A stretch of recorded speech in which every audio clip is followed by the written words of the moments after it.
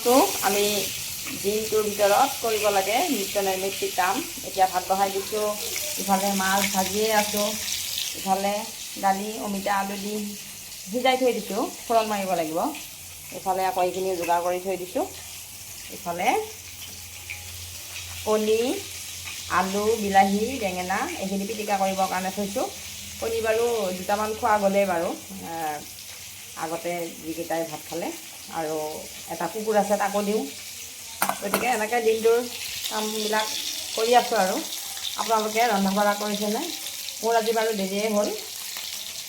সৰুজনী ছোৱালী হোষ্টেলৰ পৰা আহিছে যেতিয়া ডাঙৰজনী ৰখি আছিল মাংস আনিব বুলি, কিন্তু মাংস অনা নহ'ল। এতিয়া মাছেৰে বাৰু চলাই দিছোঁ। আকৌ সেইখিনি ৰাতিলৈ যোগাৰ কৰিব। আৰু এতিয়া এনেকৈ কৰি আছোঁ। আপোনালোকে ভাত বনালেনে? আপোনালোকে ভিডিঅ'বিলাকত লাইক কমেণ্ট কৰিব। ময়ো যিবিলাক পষ্ট মোৰ সন্মুখলৈ আহে ময়ো কৰি থাকোঁ। এনেকৈ ইজনে সিজনক আমি সহযোগিতা কৰি আগবাঢ়ি যাব লাগিব।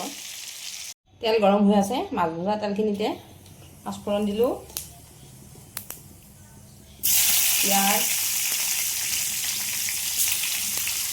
তেজপাত, জলকীয়াও দিলোঁ। এইখিনি অকণমান সময় মই ভাজি লওঁ।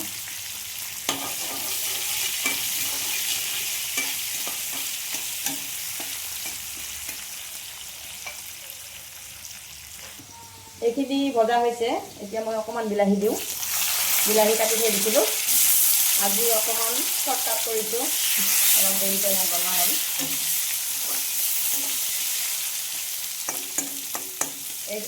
এইখিনি এতিয়া মই দালিতে আজি বিলাহী আৰু মাছ দি পেলাই বনাম বুলি ভাবিছোঁ। অলপ সময়টো কম আছে, সেইকাৰণে এতিয়া দালিখিনি মই ঢালি দিওঁ।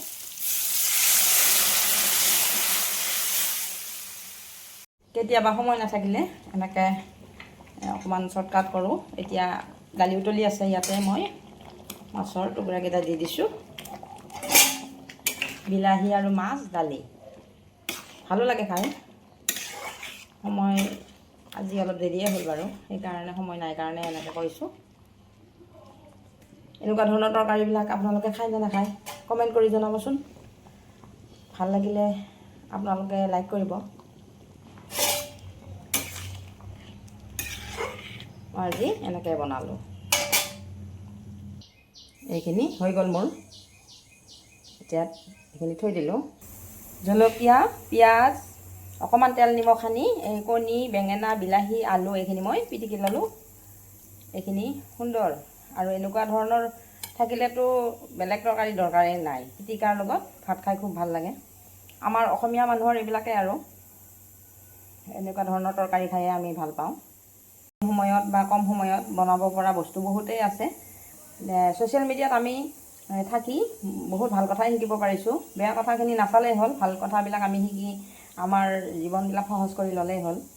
আজিলৈ ভিডিঅ'টো সামৰিলোঁ।